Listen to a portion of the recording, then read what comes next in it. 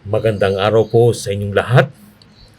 Tayo po ay magtatalakay ng isang paksa na napakahalaga po, lalo-lalo na sa panahon ngayon at sa panahon na nalalapit na ang wakas ng sanlibutan at pagparito ng ating Panginoon, ay dapat nating maunawaan ang paksang ito sapagkat dito nakasalalay ang ating kaligtasan at dito rin nakasalalay ang ating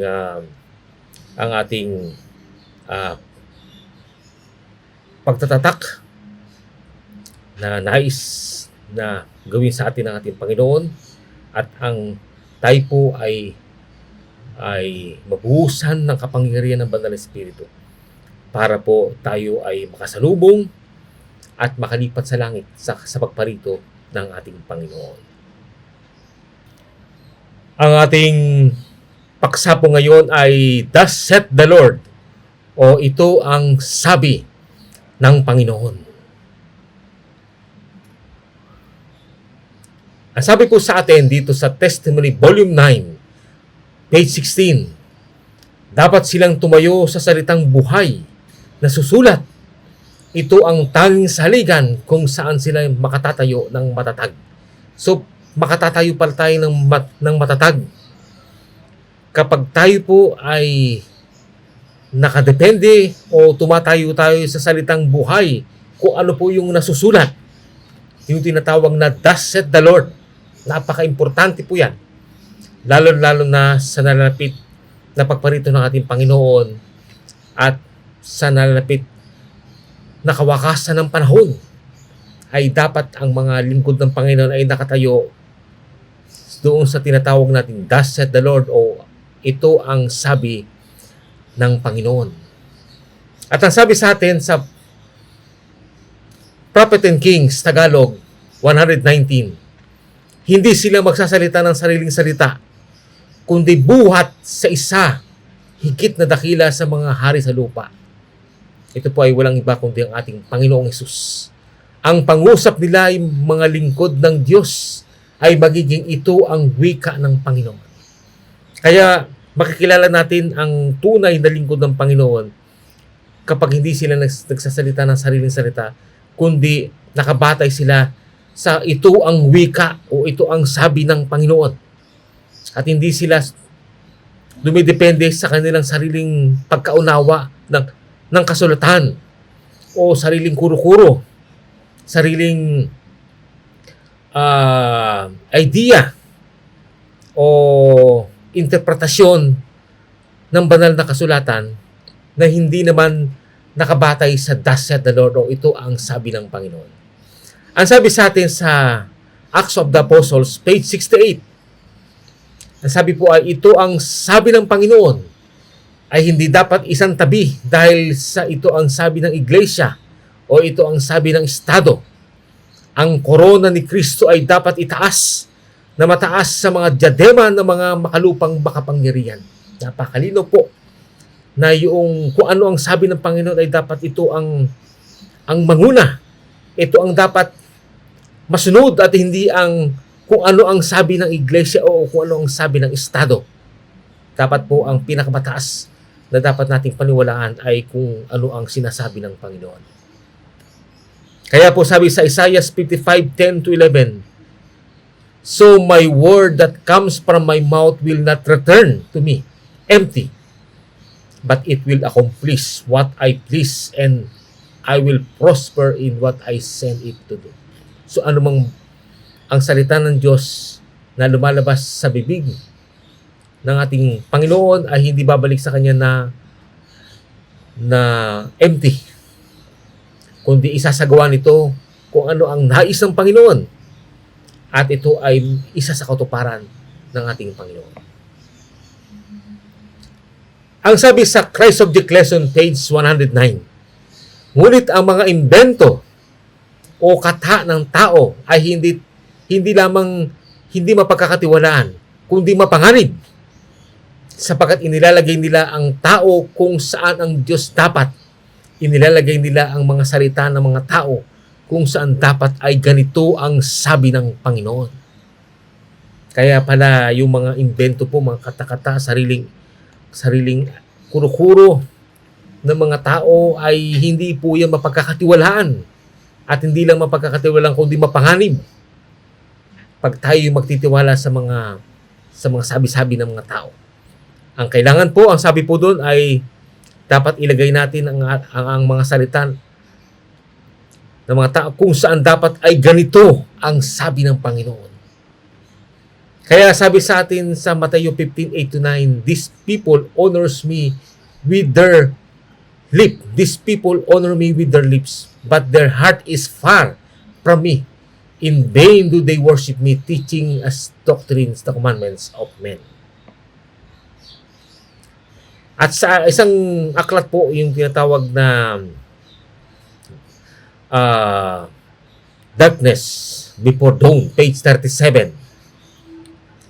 Ang sabi po ay, totoo na ang pakikidigma ay dapat agresibo, ngunit ang ating mga sandata ay dapat masumpungan sa ito ang sabi ng Panginoon. Ang ating gawain ay ihanda ang bayan na tumayo sa dakilang araw ng Diyos. Ito po ay nasa Councils on Writers and Editors, page 68. Ulitin po, ito, totoo na ang pakikidigma ay dapat agresibo, ngunit ang ating mga sandata ay dapat masumpungan sa ito ang sabi ng Panginoon. Ang ating gawain ay ihanda ang bayan na tumayo sa dakilang araw ng Diyos. At doon sa nabanggit ko kanina, yung Darkness Before Dawn, page 37, bago tanggapin ang anumang aral o utos, dapat tayong humiling bilang karapatan ng malinaw na ito ang sabi ng Panginoon bilang suporta nito. Napakaliwanag po. So, anumang aral, anumang utos, ang ipinatutupad po ay dapat meron tayong karapatan na humiling ng malinaw na ito ang sabi ng Panginoon bilang suporta nito. At ano po ba ang binubuo ng Thus saith the Lord? Ang salita po ng Diyos ay binubuo ng una, yung matandang tipan at bagong tipan. Ito po yung tinatawag na dalawang saksi ng Apocalypse 11. At sa Great Controversy po ay tinatawag 1884 edition, page 133. Ang sabi sa Acts of the Apostles, page 474, dapat niyang ipalagay na ang Biblia bilang tinig ng Diyos na nangungusap ng tahasan sa Kanya. Sa gayon, makakasumpong siya ng karunungan ng makalangit. So yung palang banal na kasulatan po, ito po ay tinatawag na tinig ng Diyos na nangungusap ng tahasan sa atin. Kaya napakalaga po na ibatay natin sa banal na kasulatan, sa tinatawag ng matandang tipan at bagong tipan, ang ating mga pagpapahayag. At pangalawa ay ang isang quotation po sa Acts of the Apostles 506. Sa Biblia masusumpungan ang mga tanging panatag na simulain ng paggawa. Ito ay sulat ng kalooban ng Diyos, ang pahayag ng makalangit na karunungan. Napakatindi po nito, sapagkat ang sabi po, ito ay sulat ng kalooban ng Diyos, ang pahayag ng makalangit na karunungan. At pangalawa po ay nabinubuo ng mga salita ng Diyos o yung tinatawag na Thus saith the Lord, ay yung mga mensahe na pinakaloob ng Diyos kay Ellen G. White, o tinatawag po itong patotoo ni Jesus sa Apocalypse 12 verse 17 at chapter 19 verse 10. Ang sabi sa Apocalypse 19 verse 10, ang patotoo ni Jesus ay siyang espiritu ng hula o espiritu ng propesiya, na ito po ay nagmanifest, nahayag sa mga mensahe na pinakaloob ng Diyos kay Ellen G. White. At napakarami pong mga aklat po yan. Iba't ibang mga aklat upang siguraduhin na pinayak na po at talagang ginawa na pong ipinakita na sa atin ang lahat ng mga dapat nating malaman, ng mga katotohanan, upang hindi na po tayo mailigaw pa ng mga hanging ng mga maling aral. Ang mahalaga po ay nakabatay tayo kung ano ang sinasabi ng Panginoon sa magitan ng mga mensahe na pinagkaloob ng Diyos kay Ellen G. White. Ang sabi pa po sa atin sa Yaong Ibang Anghel, page 62. Hindi si kapatid na White ang may katao, may akda ng mga aklat na ito. Ang mga aklat na ito ay naglalaman ng mga aral na pinagaloob sa kanya ng Diyos sa buong panahon ng kanyang ipinaglingkod. Nilalaman ng mga ito ang mahalaga at umaaliw na liwanag na mabiyayang ipinagaloob ng Diyos sa kanyang lingkod upang ibigay sa sanlibutan. Napakalinaw po na hindi pala si kapatid na White o si Ellen G. White ang author ng mga aklat na kanyang nilimpag, kundi ang sabi po doon ay ito pala ay mga aklat na naglalaman ng mga aral na pinagaloob sa kanya ng Diyos sa buong panahon ng kanyang ipinaglingkod. Ibig sabihin po, ang Panginoon po ang nagbigay ng mga liwanag na ito na dapat nating paniwalaan. At wala tayong dapat tanggihan, sapagkat ang sabi po rito ay ang Panginoon, ang Diyos po, ang may akda ng mga mensahe na pinagkaloob ng Diyos kay Ellen G. White. At ang sabi po sa atin sa Selected Message Book 3 at masusubukan natin sa Testimony Volume 5, 661, ang banal na Espiritu ay ang may akda ng kasulatan at ng espiritu ng hula o espiritu ng propesiya. Noong unang mga panahon, nagsalita ang Diyos sa mga tao sa pamamagitan ng bibig ng mga propeta at mga alagad. Sa mga araw na ito ay nagsasalita siya sa kanila sa magitan ng mga patotoo ng kanyang espiritu. Walang panahon na ang Diyos ay nagbigay ng tagubilin sa kanyang bayan na mas higit kaysa sa kanyang pagbibigay tagubilin sa kanila ngayon, tungkol sa kanyang kalooban at mga hakbang na nais niya na kanilang maabot. Makikita niyo po, nung sa panahon sa Old Testament, ang Diyos ay nagkaloob ng mensahe sa magitan ng mga patriarka at mga propeta. Sila po yung ginamit ng Panginoon upang mabuo ang Old Testament. At sa panahon naman ng New Testament ay yung mga alagad, yung mga unang Kristiyano, ang pinakalooban ng Panginoon ng liwanag. At ito po ay binubuo ng New Testament. At sa panahon natin ngayon, ang sabi po doon ay ang Panginoon ay nagkakaloob naman sa magitan ng kanyang patotoo ng kanyang espiritu. At ito po ay, ang isa po rito ay yung tinatawag nating mga mensahe na pinakaloob ng Panginoon kay Ellen G. White o tinatawag nating mga patotoo or tinatawag siyang espiritu ng propesiya or spirit of prophecy. At ang sabi pa po sa atin sa Science of Holy Living page 2, hangarin ng kaaway na akitin ang mga kaluluwa mula sa katotohanan, ngunit lahat ng naniniwala na ang Panginoon ay nagsalita sa magitan ni kapatid na White at nagloob sa kanya ng mensahe ay magiging ligtas mula sa maraming pandaraya na darating sa mga huling araw na ito. So kapag tayo po ay mga hawakan pala, maniniwala tayo na ang Panginoon ay nagsalita sa magitan ni kapatid na White at nagkaloob sa kanya ng mensahe, ay ano po ang magiging resulta? Magiging ligtas tayo mula sa maraming pandaraya na darating sa mga huling araw na ito.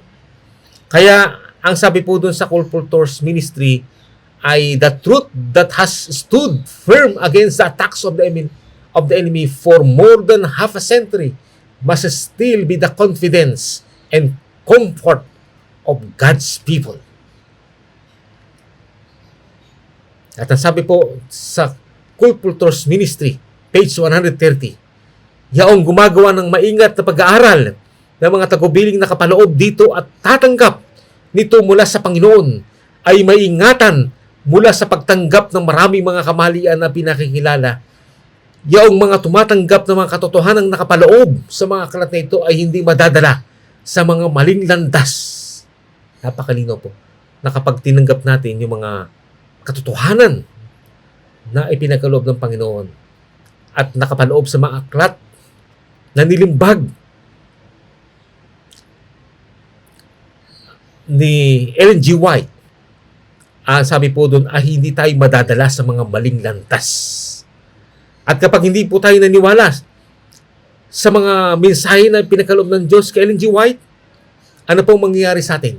Ang sabi sa Testimony, Volume 5, 674, kung kayo ay nawawalan ng pagtitiwala sa mga patotoo, ay aanurin kayong palayo sa katotohanan ng Biblia. Napakaliwanag po yan. Kaya kapag tayo po ay hindi naniwala at nawalan tayo ng tiwala sa mga sulat ni Ellen G. White, sa mga mensahe na pinakalob ng Panginoon kay Ellen G. White, ang sabi po doon ay aanurin kayong palayo sa katotohanan ng Biblia.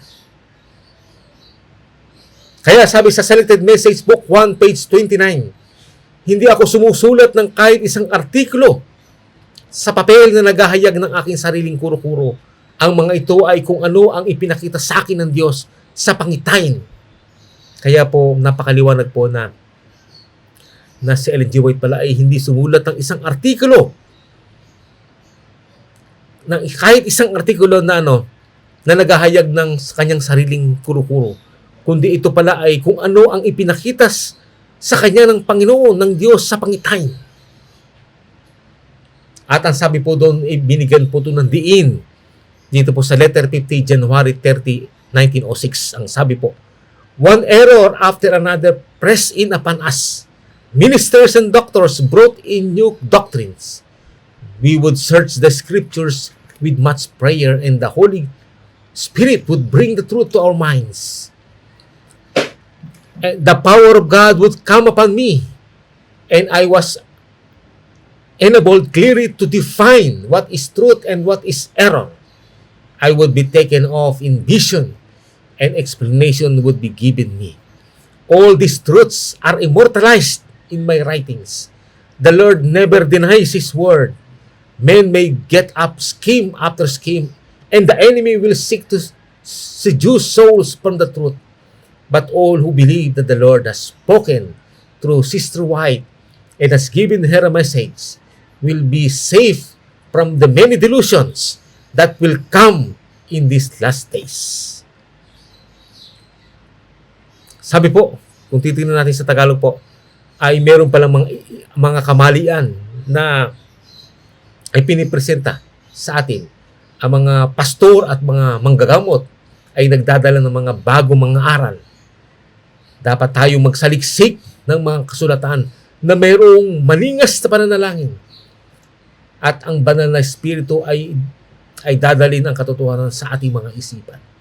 Ang kapangyarihan ng Diyos, na sabi po rito, ay dumarating sa akin. Ang sabi po ng lingkod ng Diyos na si Ellen G. White.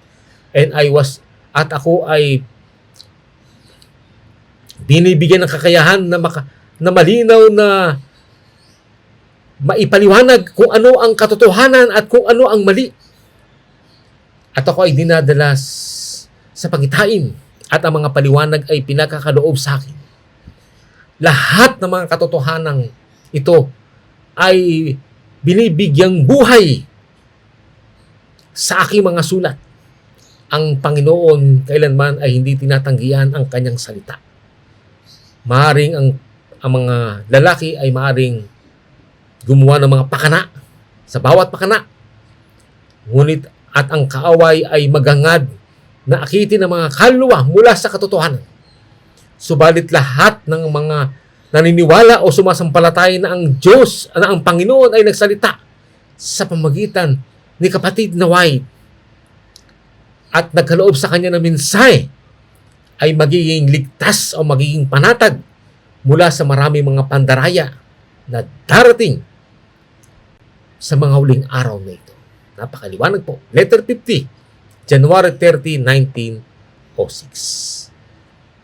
At ang pangatlo po na kasama sa tinatawag na mga salita ng Diyos o yung tinatawag nating banal na kasulatan o yung Holy Scriptures, ay ito po ay yung mga mensahe na pinagkaloob ng Diyos kay E.J. Waggoner at A.T. Jones.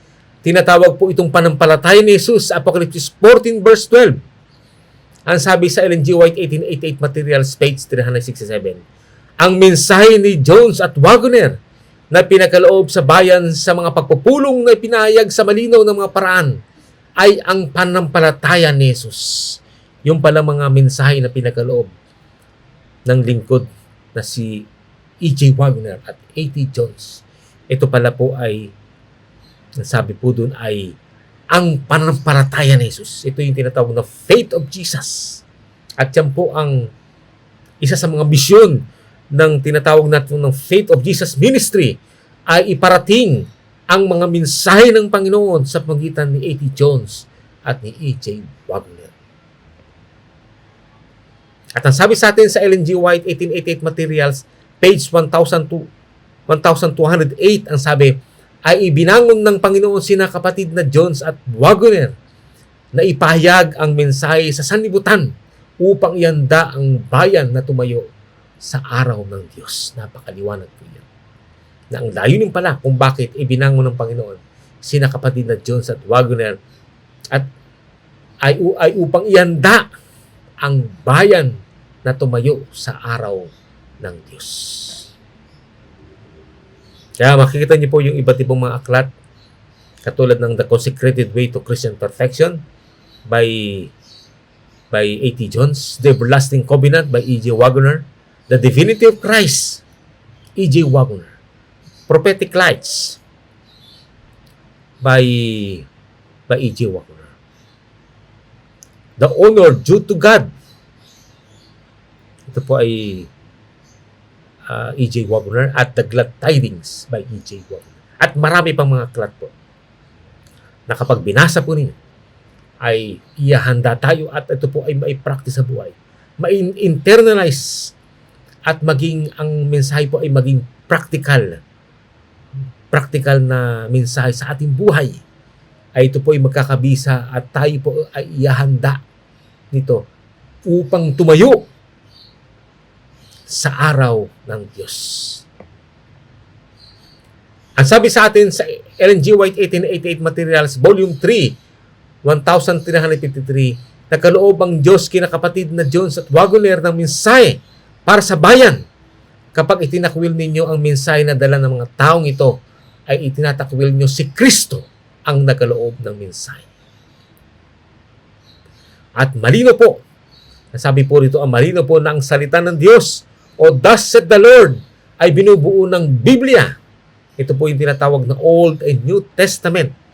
Yung Spirit of Prophecy, writings of Ellen G. White, at Faith of Jesus, ito po yung writings of A.T. Jones at E.J.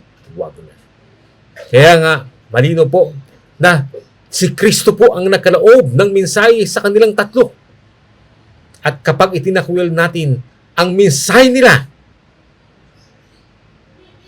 ay itinatakwil natin si Kristo ang nagkaloob ng mensahe. Kaya kapag nireject natin, hindi natin pininiwalaan yung mga mensahe na pinagkakaloob ng Diyos kina Ellen G. White, A.T. Jones at E.J. Wagner, ay para na rin nating itinatakwil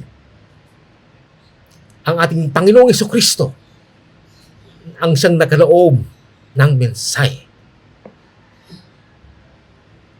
Dapat po bang nakasalig ang ating mga aral sa salita ng Diyos? Ang sabi sa atin sa Bible and Studies on the Book of Romans, page 29 by A.T. Jones, ang ating buhay Kristiyano mula sa pasimula ay dapat nakasalig sa salita ng Diyos. Kaya nga gusto ko na kunin ninyo ang salita ng Diyos at sampalatayan ng ito. Yun po ang binanggit sa atin ng saklat ng Bible Studies on the Book of Romans, page 29 by A.T. Jones. Kaya po, makikita niyo po dito sa larawan, ang salita po ng Diyos ay binubuo ng Old Testament. Ito po yung mga writings of patriarchs and prophets o mga sulat ng mga patriarch at mga propeta.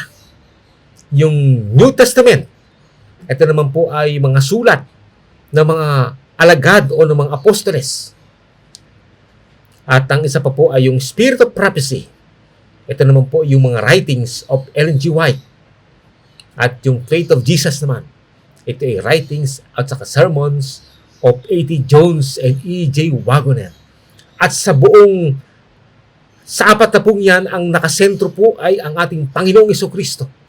Ang sabi, ang Christ is the content and substance of God's words. Si Kristo ang nilalaman at sustansya ng mga salita ng Diyos. Kaya po, sabi po rito, ay si Kristo po ang kabuuan at sustansya ng salita ng Diyos Walang kabuluhan ito kung wala si Kristo. Si Kristo po ang pinakamalaga sa salita ng Diyos. Yan pong nakalagay po dyan ay walang bisa po yan kung wala si Kristo. Kaya po nagkakaroon ng halaga ang New Testament, Old Testament, yung pong mga writings and sermon, A.T. Johnson, A.J. Wag, at saka Spirit of Prophecy. Nagkakaroon ng halaga yan dahilan sa ating Panginoong Jesucristo. Si Kristo po kasi ang kabuuan at sustansya ng mga salita ng Diyos. Ito po ang babala po sa atin. Ang sabi sa Darkness Before Dawn, page 38, patuloy na nagsisikap si Satanas na akitin ang atensyon ng tao sa lugar ng Diyos. Inihatid niya ang mga tao na tumingin sa mga obispo, sa mga pastor, sa mga profesor o guro ng teolohiya bilang kanilang mga patnubay, sa halip na magsaliksik ng mga kasulatan upang matuto ng kanilang tungkulin sa kanilang sarili. Sa gayon, sa pagitan ng pagkontrol ng mga pag-iisip ng mga leader na ito, ay maimpluwensya niya o ni Satanas ang karamihan ayon sa kanyang kalooban. Napakalaga po na hindi tayo nagtitiwala sa mga paliwanag sa banal na kasulatan o sa salita ng Diyos sa magitan ng mga obispo, mga pastor o mga profesor o guro ng theology. Dapat hindi tayo bumabatay, hindi tayo dapat nagtitiwala sa kanilang mga paliwanag. At huwag tayong magtiwala bilang kanilang mga patnubay. Sa halip, ano po ang ating gawin? Magsaliksik ng mga kasulatan upang matuto na kanilang tungkulin sa kanilang sarili. Sa gayon, sa magitan ng pagkontrol ng mga pag-iisip ng mga leader na ito, ay maimpluwensya niya ang karamihan ayon sa kanyang kalooban. Kaya po, napakarami po ngayon na nai-impluwensya ni Satanas sapagkat nakabatay lang sila, nakatipende sila kung ano ang sinasabi ng kanilang mga leader ng kanilang mga iglesia at hindi sila nagsasaliksik ng sarili o nag-aaral at nagbabasa ng mga salita ng Diyos. At kapag tayo po nag-aaral ng salita ng Diyos, ay dapat ang hanapin natin doon ay ang ating Panginoong Jesucristo. Sapagkat ang sustansya, tandaan natin ang sustansya at kabuuan ng salita ng Diyos ay walang iba kundi ang ating Panginoong Jesucristo. Ang sabi sa atin sa Evangelism 361, bilang paalaala, ang sabi po ay hawakan ng maigpit ang Panginoong Hesus at huwag hayaang mawala. Magkaroon ng matibay na konbiksyon sa kung ano ang sinasampalatay ninyo. Hayaan na ang mga katotohanan ng salita ng Diyos ay magatid sa inyo ng magtalaga ng puso, isipan, kaluluwa at lakas sa paggawa ng kanyang kalooban. Humawak ng masidhi sa malinaw na ganito ang sabi ng Panginoon. Hayaan na ang inyong argumento ay nasusulat. Sa ganito dapat nating ipaglaban ang panampalataya na minsan ay nihatid sa mga banal. Ang panampalatayang iyon ay hindi nawala ang sagrado at banal na likas nito kahit hindi ka nais-nais ito sa iniisip ng mga sumasalungat. Tandaan natin, napakalaga po na ang sabi po dun ay panghawakan natin ng masidhi sa malinaw na ganito ang sabi ng Panginoon. Nakabase po tayo sa kung ano ang sabi ng Panginoon. At kapag dito po tayo nakabase na sabi po doon, ito ay paghawak ng maigpit sa ating Panginoong Jesucristo. Hinahawakan natin siya at hindi natin siya binibitawan sapagkat humahawak tayo ng masidi sa malinaw na ganito ang sabi ng Panginoon. At ang sabi sa atin, isa sa ugali ng ating Panginoong Jesucristo, sa Fundamental of Christian Education, page 439, nang sabi po, ang mga salita na ganito ang sabi ng Panginoon ay nasa kanyang mga labi at ito ang nasusulat ay ang kanyang dahilan sa bawat gawa. Ang ating Panginoong Jesucristo nung siya'y nabuhay dito sa lupa ay kapag siya ay nagsasalita ay meron siyang batayan. Ito ang sa kanya ay ang sabi niya, ito ang nasusulat. At bawat gawa niya ay meron siyang support na ipinapakita at ang support niya ay galing sa salita ng Panginoon o sa salita ng Diyos. At ang sabi po sa atin dito sa Isaiah 55:10-11, ang sabi ito, "So my word that comes from my mouth will not return to me empty, but it will accomplish what I please and I will prosper in what I send it to do." Sa Tagalog po, sapagkat kung paanong ang ulan ay lumalagpak at ang niebe ay mula sa langit at hindi bumabalik doon, kundi dinidilig ang lupa at pinasisibulan at pinatutubuan ng halaman at nagbibigay ng binhi sa magasik at pagkain sa mga ngain. Maging gayon ang aking salita na lumalabas sa bibig ko. Hindi babalik sa akin na walang bunga, kundi gaganap ng kinalulugdan ko at giginhawa sa bagay na aking pinagsuguan. Napakaliwanag po ang binabanggit ng Panginoon dito sa aklat ni Isaiah 55:10-11. At ang nagsasalita po dyan ay walang iba kundi ang ating Panginoong Jesucristo po ang nagsasalita po dito po sa Isaiah 55:10-11. At sa Bible Commentary Volume 4, 1143, ay nagbigay sa atin po ng babala na sabi po doon, ang mundo ng nagpapanggap ng mga Kristiyano ay umaabante tulad ng ginawa ng bansang Hudyo mula sa antas ng pagiging makasalanan hanggang sa mas mataas na antas na tumatanggi sa mga babala at itinatakwil ang ganito ang sabi ng Panginoon. Babangon muli ang Diyos sa kanyang galit at ibubuhos ang mga hatol sa ibabaw ng yaong mga inuulit ang mga kasalanan ng mga nakatira sa mundo nung panahon ni Noe. Napakalinaw po na sa panahon pala ngayon ng tinatawag nating Christianity o yung mundo ng nagpapanggap ng mga Kristiyano ay tumataas pala yung antas ng pagiging makasalanan at salip na at tumatanggi na sa mga babala. Tinatanggihan na nila yung mga babala at itinatakwil ang ganito ang sabi ng Panginoon. Yan pala ay napakatinding kasalanan po kapag itinakwil natin kung ano ang sabi ng Panginoon. Itinatakwil natin at hindi natin pininiwalaan ang mensahe na pinagkaloob ng Panginoon kay Ellen G. White, kay A.T. Jones at kay A.G. Wagner ay para na rin nating itinatakwil ang ating Panginoong Jesucristo na nagkaloob ng mensahe. Kaya po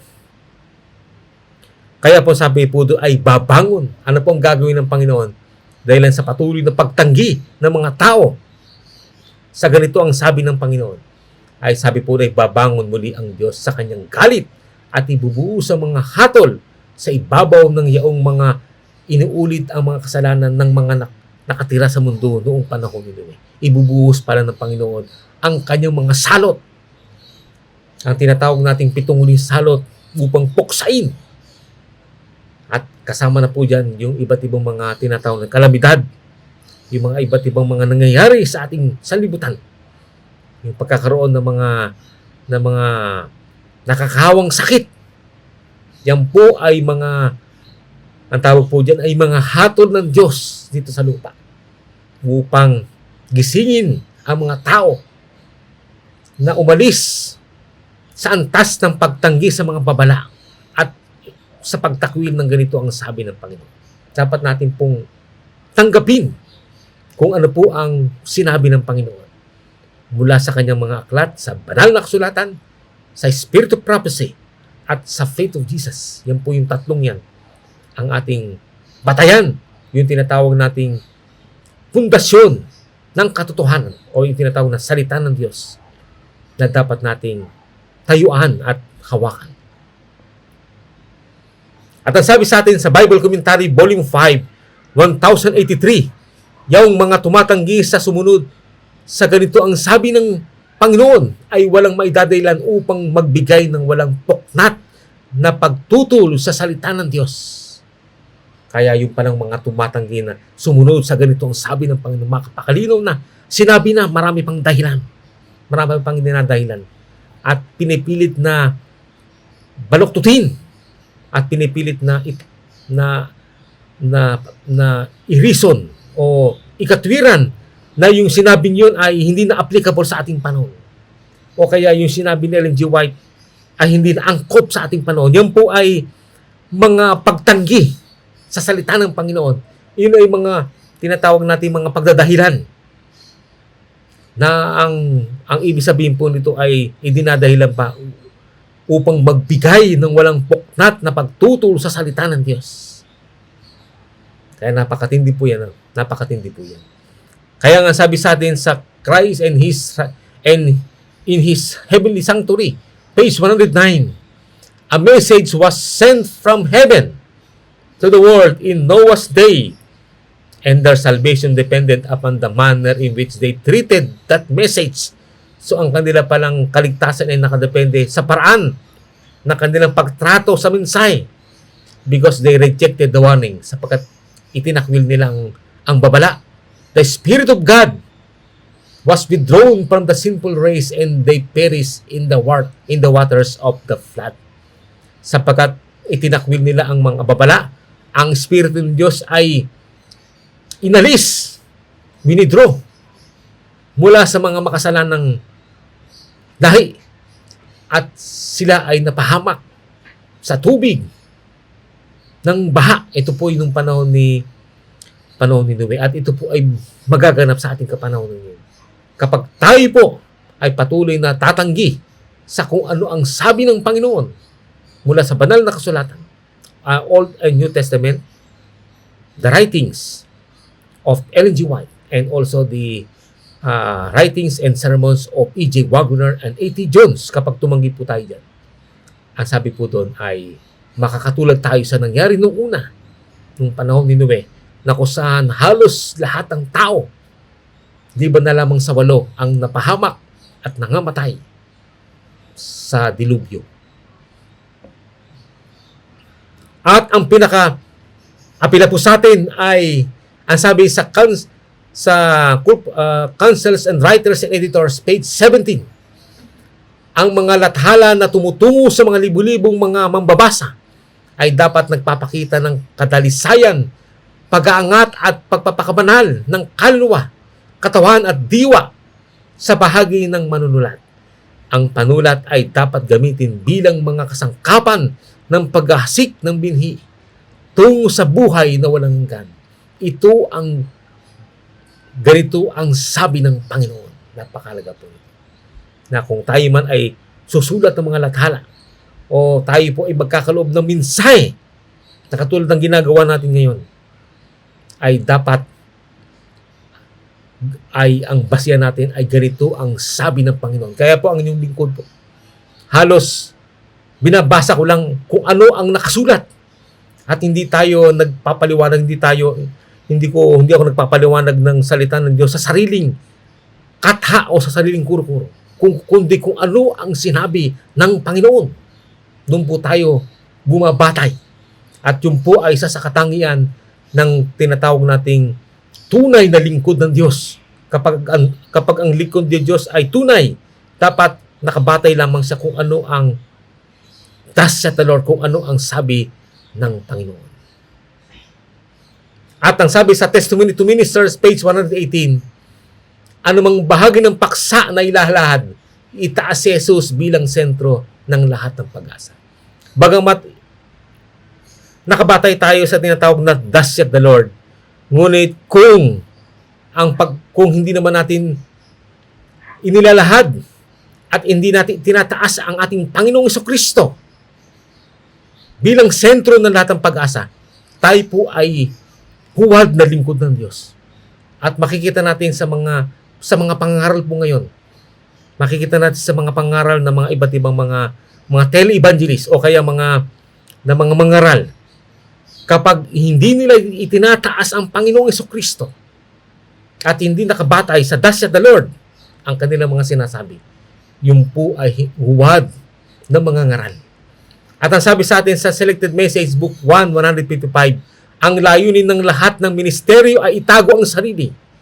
Hayaan na si Kristo ang makita. So kailangan po ang sarili ay hindi na itataas. Salip ang ating Panginoong Jesucristo ang itinataas. At ang sabi po rito, ang pagtataas kay Kristo ay ang dakilang katotohanan dapat iayag ng lahat na naglilingkod sa salita at aral. Napakalaga po sa mga manggagawa ng Diyos at sa mga lingkod ng Diyos ay ang dapat na kanilang itinataas ay ang ating Panginoong Jesucristo. Sapagkat ang sabi po doon, ang pagtataas kay Kristo ay ang dakilang katotohanan na dapat ihayag ng lahat na naglilingkod sa salita at aral. At ipakita po dyan sa larawan, ipinakita po dyan yung kamatayan ng ating Panginoong Hesus sa krus ng Kalbaryo na siyang tinatawag natin inspirasyon ng lahat na magtatagumpay. Ang sabi po sa atin sa unang Korinto 15:3 ay Christ died for our sins. Si Kristo ay namatay para sa ating mga kasalanan. At ang layunin nito ay upang iligtas tayo, bigyan tayo ng pag-asa na mamuhay dito sa lupa na hindi nagkakasala. At tayo po ay managumpay sa mga lalang ni Satanas at mabuhay na kasama ang ating Panginoong Jesucristo at sumusunod sa lahat ng kanyang mga utos at mga reformasyon na ipinagaloob ng ating Panginoon. Ang sabi sa atin sa Councils and Writers and Editors, page 20, sa ating mga babasahin ay hindi dapat natin itaas ang gawain at mga ugali ng mga tao na may katungkulan na patuloy na inilalagay ang mga tao sa harapan ng mga tao. Subalit hanggang sa pumayag tayo, dapat itaas si Kristo ang ating tagapagligtas. So sa paghahayag po ng katotohanan, sa paghahayag ng kung ano ang sabi ng Panginoon, ang sabi po doon ay dapat natin itaas ang ating Panginoong Jesucristo bilang tagapagligtas. At ang sabi sa atin sa Christ and His Righteousness Tagalog, page 12 ni E.J. Wagner, dapat din natin isiping palagi si Jesus sapagkat siya ang kinatataguan ng lahat ng mga kayamanan, ng karunungan at ng kaalaman. Ang ating Panginoong Jesus pala ang kinatataguan. Ito yung pinaka-source, pinakabukal o pinagmumulan o kinatataguan ng mga kayamanan, ng karunungan at ng kaalaman. Kaya napakalaga po na dito tayo magtiwala. Sa Panginoong Hesus tayo magtiwala. Sapagkat nasa Kanya ang lahat ng mga kayamanan, ng karunungan at ng kaalaman. Siya ang pinagmumulan nito, siya ang pinagtataguan nito.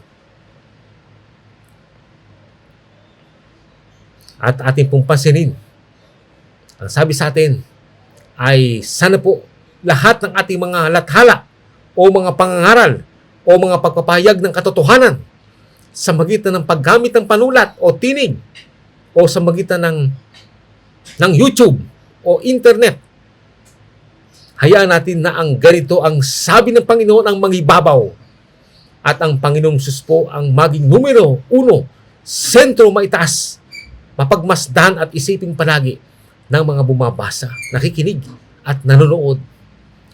Pagpalain nawa kayo ng ating Panginoon.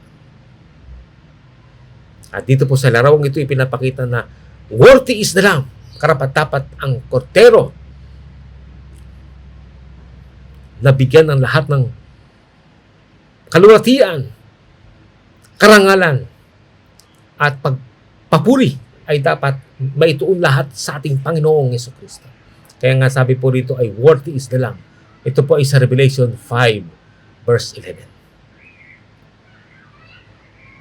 At ang sabi sa Acts of the Apostles 473, ang sabi po ay tandaan po natin na si Kristo lamang ang panatag na patnubay. Napakaliwanag po yan na ang ating Panginoong Jesucristo ang panatag na patnubay.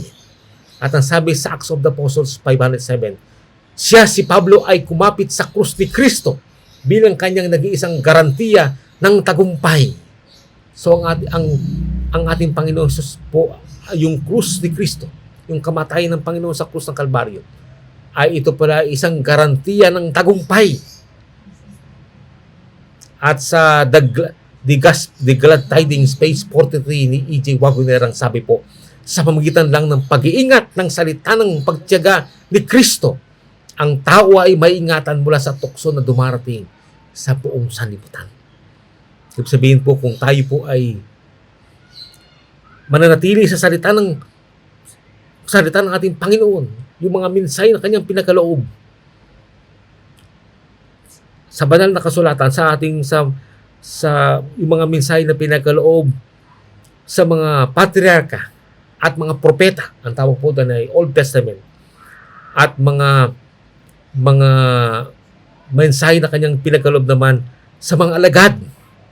Ito po ay ang New Testament, at ang mensahe na kanyang pinagkaloob kay Ellen G. White, ang tawag po dito ay Spirit of Prophecy, at ang mga mensahe na pinagkaloob naman ng Panginoon kay A.T. Jones at E.J. Wagner. Ito naman yung tinatawag nating Faith of Jesus o yung panampalataya ni Jesus.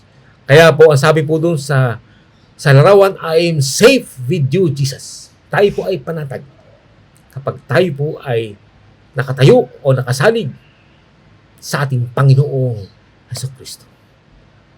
Kaya po, sabi sa Child Guidance, page 188, the grace of Christ is the only antidote or preventive of evil. Sa Tagalog po ay ang biyaya lamang ni Kristo ang nag-iisang lunas o pag-iwas sa masama. Kung nais nating iwasan ang masama, kung nais nating lunasan ang masama, ang tangi lamang pong paraan dito ay, ang sabi po, ang biyaya lamang ng ating Panginoong Jesucristo ang nag-iisang lunas o pag-iwas sa masama. At ang sabi sa atin sa Child Guidance 510, it is written was the only weapon that Christ used when the tempter came with his deceptions. Sa Tagalog po, nasusulat ang nag-iisang armas ng ginamit ni Kristo nang dumating ang manunokso na may daladalang mga pandaraya. Kaya kapag si Satanas pa ay dumating sa atin na may mga pandaraya, ang pinakamabisang, ang nag-iisa lamang na armas na pwede natin gamitin ay yung it is written. Ito ang nasusulat. Kung ano po ang ipinasulat ng Panginoon, doon po tayo nakabatay. At ang sabi sa Mateo 4 verse 4, but he answered and said, it is written, men shall not live on bread alone, but on every word that proceeds out to the mouth of God. Nung tinukso ni Satanas ang ating Panginoong Jesus na gawin yung bato na tinapay sa panahon na siya ay gutom na gutom at hindi pa kumakain sa loob ng 40 araw. At na ito po ay napakatinding tukso, ay salip na sumunod siya dun sa ninanais ng manunokso. Ang sabi niya ay, it is written. Yun ang kanyang panlaban. Yun ang tinatawag na only weapon that Christ used when the tempter came with his deception. Ito yung nag-iisang armas na ginamit ni Kristo nang dumating ang manunokso na may daladalang mga pandaraya. At ang ginamit niya, ang sabi niya, ang tao ay hindi nabubuhay sa tinapay lamang, kundi sa bawat salita na lumalabas sa bibig ng Diyos.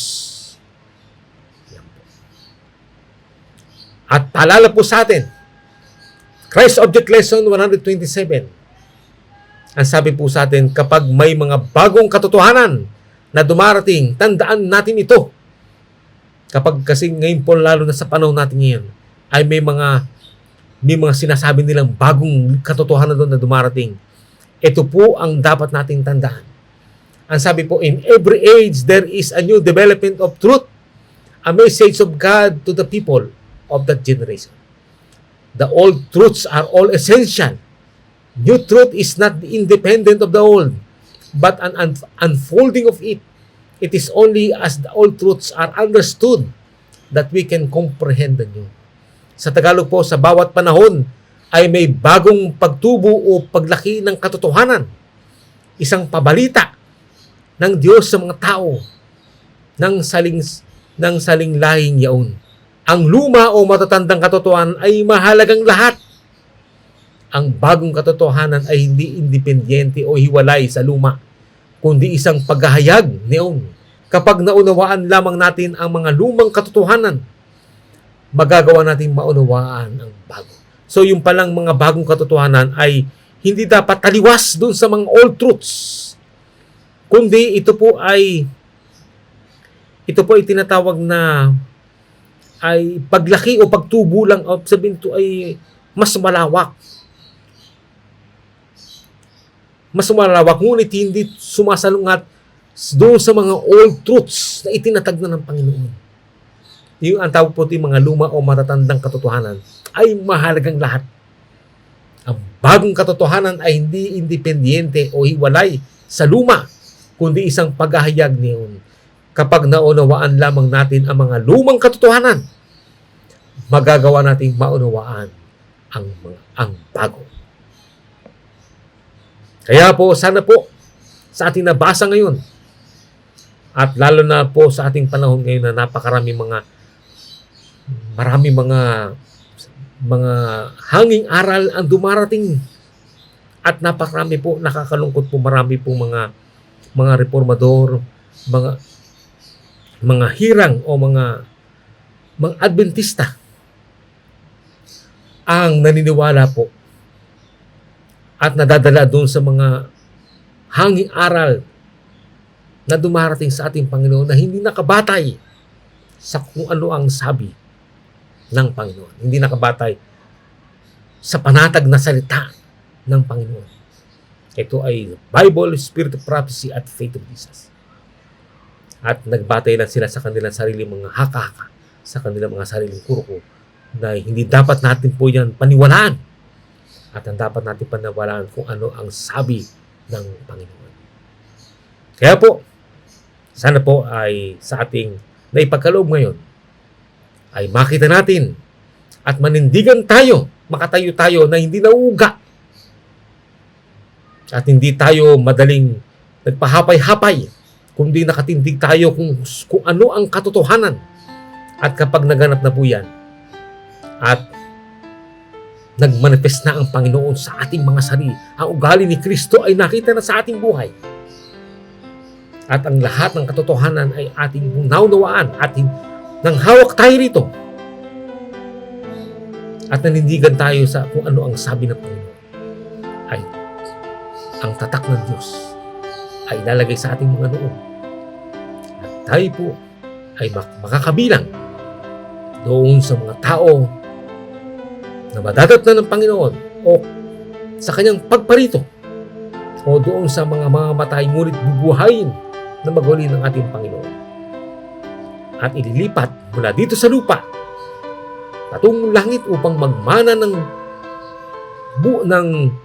buhay na walang kamatayan at magmana ng kanyang ipinangakong bagong langit at bagong lupa na tatahanan ng mga banal at tatahanan ng mga matuwid at ng mga maliligtas magpasawalang hanggan. Sana po isa po tayo doon sa makakasama. At inaasahan ko po na manindigan tayo, humawak tayo kung ano ang sabi ng Panginoon at huwag tayong basta magpapaniwala sa mga kuro-kuro, sa mga sariling opinyon ng mga tao na hindi naman, wala namang pinagbabatayan sa salita ng Diyos. Salamat po at pagpalain po kayo ng ating Panginoon.